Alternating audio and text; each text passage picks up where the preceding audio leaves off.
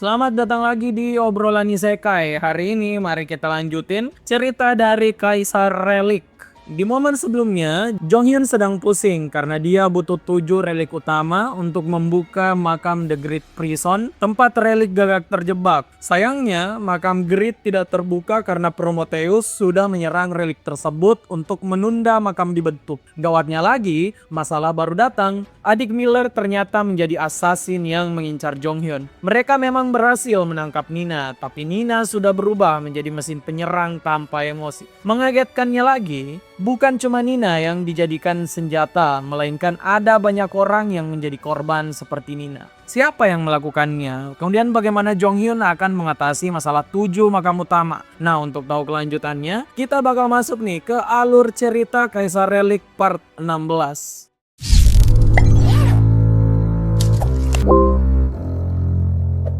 Informasi Ilya tentang adanya korban lain dia dapatkan dari ingatan Nina. Semua orang yang dijadikan senjata ternyata dilakukan oleh Benjani, mantan King of Healing. Nama ini juga merupakan nama dari mantan bos Chloe. Nah, mengejutkannya lagi, Benjani melakukan ini tidak seorang diri. Dia ternyata bekerja sama dengan TKBM. Fakta ini tentu saja memicu kemarahan dari Miller. Dia tidak menyangka kalau TKBM ternyata berani melakukan hal itu. Jonghyun ternyata punya pikiran lain. Dia yakin kalau di kehidupan sebelumnya pun TKBM tuh sudah membuat Nina memegang relik Jack the Ripper. Hal ini terlihat dari bagaimana TKBM merekrut Miller kemudian berpura-pura ingin mencari Nina, padahal mereka membuat gadis tersebut menjadi assassin. Hal ini juga makin diyakini sama orang karena Jonghyun di kehidupan sebelumnya pernah menemukan Nina dalam keadaan tidak sehat. Hal ini memicu amarah dari Miller. Namun dia tentu tidak tahu harus apa sekarang. Makanya dia harus menunggu dengan tenang. Jonghyun dengan cepat itu menghubungi Edward dan juga George. Mereka harus mencari tahu tentang penculikan yang dilakukan TKBM dan kemungkinan keterlibatan Pandora. George yang bertugas memata-matai Pandora mengakui hal itu sulit untuk sekarang. Karena semenjak Jonghyun memegang semua heirloom, pengawasan Pandora itu makin ketat. Bahkan di luar ruangan George itu ternyata ada Eve yang terlihat bermuka masam. Wanita ini ternyata sedang menghadap ke Rothschild. Rothschild bilang kalau dia sudah menekan relik Great untuk membuka makam. Jadi sekarang mereka bisa berfokus untuk mendapat heirloom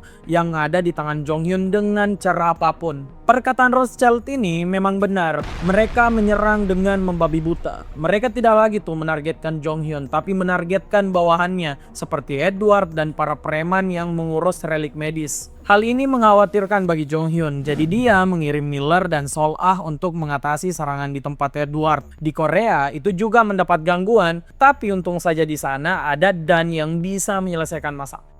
Di tengah pusingnya Jonghyun sekarang, dia juga sedang risih dengan Nina yang terus mengamuk ketika melihat Jonghyun. Beberapa waktu kemudian, Jonghyun mendapat telepon dari Sol-ah. Mereka sudah mengamankan perusahaan dan juga sudah selesai menambah perlindungan di sana. Mereka sudah bisa pulang, tapi Edward kemudian meminta untuk berkomunikasi dengan Jonghyun. Awalnya Edward berterima kasih atas perlindungan yang ada, tapi dia ternyata mendapat satu masalah. Serangan tadi membuat Edward dan anggotanya kehilangan jejak dari Joy Allenby. Hal ini membuat Jonghyun tersentak dan mematikan teleponnya. Sol-ah kemudian menanyakan tentang siapa Joy Allenby yang dikatakan Edward. Pria ini mengaku kalau dia sudah membantu Joy secara tidak langsung dalam beberapa waktu terakhir. Mulai dari keamanan hingga beasiswa untuk masuk ke dalam Harvard. Dia sendiri tidak tahu kenapa Jonghyun mengevakuasi Joy Allenby. Tapi Edward memang penasaran karena muka Jonghyun dan Joy itu mirip banget. Di sini Sol-ah kaget dan ingat Jonghyun memang punya kembaran, seorang adik perempuan. Sayangnya, adiknya tersebut meninggal karena sindrom relik di kehidupan sebelumnya. Edward ikut tersentak dan khawatir kalau Joy sedang sakit sekarang. Miller kemudian mengatakan kalau Joy tidak terpapar relik, jadi dia pasti masih baik-baik saja. Sol-ah kemudian bingung kenapa Jonghyun tidak menemuinya secara langsung kalau dia sudah menemukan adiknya. Nah, Miller menjelaskan kalau hal itu memang wajar. Jonghyun jelas tidak ingin mendorong adiknya masuk dalam kekacauan. Di tempat Jonghyun, dia tentu khawatir karena dia ternyata sangat menyukai adiknya. Nama adik perempuannya adalah So Jo Won. Saat mereka menjadi yatim piatu, adiknya diadopsi oleh keluarga Amerika dan meninggalkan Jong Hyun sendirian di panti di Korea. Setelah itu Jong Hyun lumayan menjadi pemurung hingga bertemu dengan keluarga detektif Kim. Jong Hyun tidak ingin mengulang masa lalu di mana adiknya meninggal karena penyakit sindrom relik. Jadi dia mengawasi So Jo Won yang sekarang bernama Joy Allenby dengan memerintahkan Edward. Mendengar Edward kehilangan jejak, Jong Hyun tidak bisa tinggal diam. Dia harus menemui Joy secara langsung. Tidak pakai lama, Jong Hyun sudah sampai di Harvard dan melihat Joy. Sayangnya, kawan-kawan Joy ini melihat Jong Hyun seperti penguntit aneh. Setelah beberapa lama menunggu, Joy pun keluar dari bangunan kampusnya dan sekarang dia bertemu dengan So Jong Hyun. Pertama kali melihat adiknya secara langsung, Jong Hyun malah kelihatan seperti orang aneh. Makanya tidak butuh waktu lama untuk Joy kabur dari Jong Hyun. Dia berlari dan membuat kehebohan. Makanya Jong Hyun memerintahkan Van Gogh untuk menangkap Joy. Hal aneh terjadi, Van Gogh malah ingin ikut pada Joy. Dia suka dengan Joy. Adik Jong Hyun ini ternyata memiliki tingkat afinitas relik yang begitu besar. Saking besarnya, bahkan relik dewa Mesir seperti Osiris dan Zed juga ikutan jadi anjing baik saat berada di sekitar Joy. Beberapa lama mereka kejar-kejaran, Joy sudah seperti bola besar yang ditempeli relik. Untung Jong Hyun masih punya rope. Rope yang paling setia berhasil menangkap Joy dan mengendalikan dirinya agar tetap berpihak pada Jong Hyun. Saat menghampiri Joy, Jong Hyun langsung memerahi semua reliknya hingga mereka meminta ampun. Sekarang tinggal Joy dan Jong Hyun yang ada di sana. Makanya rope diperintahkan untuk mengikat cewek tersebut. Beberapa lama kemudian, Jong Hyun sampai di markas dan memperlihatkan ke Jae-ha kalau dia telah menangkap Joy. Joy tentu saja panik, tapi Jong Hyun kemudian menjelaskan kalau dia adalah kakaknya yang baru bertemu setelah 17 tahun. Joy sadar karena mereka tuh memang mirip, makanya Jong Hyun melepaskan ikatan dari rope. Setelah itu, keduanya berbincang cukup lama. Joy tidak menyangka kalau dia akan bertemu Jong Hyun setelah 17 tahun terpisah. Jong Hyun menjelaskan semua hal kalau dia akan merekrut adiknya ke dalam tim penggalian. Tapi bukan untuk bekerja, melainkan untuk menjamin keselamatannya saja. Joy ternyata menolak. Katanya dia sudah punya rencana besar untuk hidupnya. Dia ingin membantu orang yang telah mendukungnya selama ini dan bekerja untuk orang tersebut. Orang yang dimaksud Joy adalah Edward. Makanya Jong Hyun menelpon pria tersebut untuk menjelaskan segalanya pada Joy. Hal ini membuat Joy kaget hingga terdiam. Nah, menurut Jong Hyun, Joy harusnya tidak banyak khawatir. Dia bahkan tidak perlu bekerja, dan jika ingin bekerja, dia bisa menjadi peneliti relik masa depan di perusahaan Jong Hyun. Di sini Joy tidak punya pilihan lain. Dia sudah terlibat dengan penggali makam yang paling dicari di dunia. Makanya dia harus pasrah tuh dan mendengar perkataan kakaknya.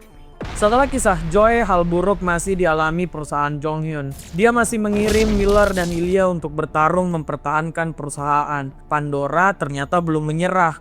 Namun suatu hari Miller pulang dan mengatakan kalau serangan Pandora jauh lebih tenang. Jong Hyun tentu merasa kalau ada yang aneh. Nah, tiba-tiba George menelpon Jong Hyun. Dia mengatakan kalau Jong Hyun dalam masalah. Rothschild ternyata akan mengumumkan sebagian besar dari relik yang dia segel melawan Jong Hyun. Jong Hyun tentu kaget, tapi dia tahu kalau Pandora akan melakukan segala cara merebut para heirloom. Info yang diberitakan George ternyata benar. Rothschild sudah mengumpulkan banyak orang. Dia memilih orang-orang ini untuk menghadapi ujian bersama relik yang Rothschild segel. Saat pria pirang ini membuka pintu yang ada di depannya, gemuruh dari relik yang ada di dalam langsung terdengar, menandakan relik-relik tersebut itu adalah relik yang sangat kuat. Beberapa hari setelahnya, Jong Hyun sudah membaca berita kalau Pandora menambah jumlah raja sesuai hati mereka. Tentu saja ini adalah efek dari penggunaan relik yang dilakukan Rothschild. Sejak hari itu, Jong Hyun kemudian terus-terusan diserang. Dia bahkan diculik oleh tim penggalian lain. Ya, Jong Hyun memang bisa terus menang. Apalagi sekarang, Jong Hyun sudah punya skill predation milik si gagak. Hari demi hari mereka lalui dengan terus bertarung. Saking seringnya, pihak hotel yang ditempati Jong Jong Hyun menyuruhnya pergi. Irene sebenarnya menawarkan Jong Hyun sebuah mansion tapi dia menolak. Jong Hyun tidak ingin tuh menyeret Irene dan keluarganya dalam masalah besar. Makanya mereka harus mencari tempat lain. Nah di sini kedatangan Irene juga bukan cuma tentang menawarkan mansion, tapi juga dia memberitahu Jong Hyun satu info penting kalau ternyata dalam waktu dekat Pandora akan membuat sebuah pameran seni. Setelah info dari Irene, mereka pun berpindah ke salah satu mansion Irene. Hal ini dilakukan karena Jong Hyun tidak tahu harus kemana lagi. Saat mereka berdua, Irene memberitahukan detail pameran yang akan dilakukan Pandora. Dari luar, pameran ini seperti sebuah pameran biasa karena hanya untuk mencari bakat seniman terbaik yang ada di dunia. Namun, saat Jae-ha kemudian masuk ke pembicaraan mereka, Jong Hyun langsung sadar kalau Pandora sedang mencari restorasi relik lewat pameran tersebut. Pekerja seni memang sangat cocok menjadi seorang perestorasi. Pandora yang mencari perestorasi relik ini juga hal yang wajar. Sudah sebulan lebih mereka menyerang Jong Hyun tanpa henti. Pasti banyak relik yang membutuhkan restorasi. Jong Hyun tentu saja harus menghalangi jalan Pandora mendapat perestorasi baru.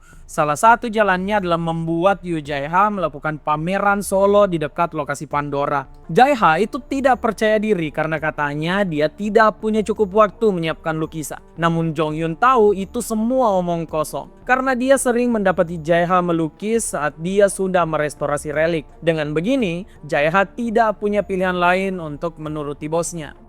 Di malam hari, Jong Hyun mencari informasi. Pandora ternyata memang kesulitan. Perestorasi mereka itu menerima beban kerja sangat besar hingga merusak banyak relik. Makanya mereka melakukan pameran kesenian. Hal mencurigakan lain juga diketahui kalau semua pelukis yang ada di sana baru boleh memamerkan karya seni mereka jika mereka bisa mengendalikan relik restorasi. Sudah jelas kalau Jong Hyun makin termotivasi menghancurkan pameran tersebut. Keesokan harinya, Jae-ha ternyata masih ragu dan tidak ingin melakukan pameran. Jong Hyun mencoba meyakinkan Jae-ha. Dia mengatakan kalau lukisan Jae-ha masih yang terbaik. Bahkan relik seperti Nero dan Salieri yang mengerti seni itu juga kagum pada lukisan Jae-ha. Melihat keraguan di mata Jae-ha mulai pudar, Jong Hyun langsung melakukan serangan. Dia mengatakan kalau pameran Jae-ha berhasil, dia bisa menjual lukisan dan untung besar. Dalam sekejap, mata Jae-ha menjadi hijau dan setuju. Jae-ha yang setuju langsung disodorkan kontrak oleh Jong Hyun. Jae-ha dengan mudah menandatangani kontrak tersebut. Jong Hyun memberi kontrak karena Jae-ha adalah pria linglung. Hari ini pede dan besok bisa depresi lagi. Kontrak ini tuh untuk memaksa Jae-ha tetap melukis meski dia tidak percaya diri. Jong Hyun tahu kalau Jae-ha sedang resah, makanya dia itu ingin membantu dengan mengirimkan Nero untuk berdiskusi dengan Jae-ha soal kesenian. Nero malah membuat keributan di mana Z dan Anubis juga masuk ke dalam ruangan Jae-ha. Tidak cuma itu, Salieri juga ikutan bermusik karena keramaian yang terjadi. Hal ini membuat Jae-ha gila hingga pingsan. Saat Jong Hyun masuk, dia memarahi semua relik yang membuat Jae-ha pingsan. Relik ini sebenarnya berniat baik. Mereka itu ingin membantu Jae-ha karena Jae-ha lah yang merestorasi mereka. Tapi sebagai seniman, Jae-ha tentu saja memilih untuk tenang. Makanya dia menyuruh Jong Hyun membawa semua relik tersebut keluar dari kamarnya. Setelah keributan tadi, siapa sangka Jae-ha kemudian bisa fokus. Dan tidak pakai lama, dia menyelesaikan lukisan untuk pamerannya. Hari persiapan dari pameran Jae-ha juga terus berlanjut. Sekarang mereka semua tengah sibuk.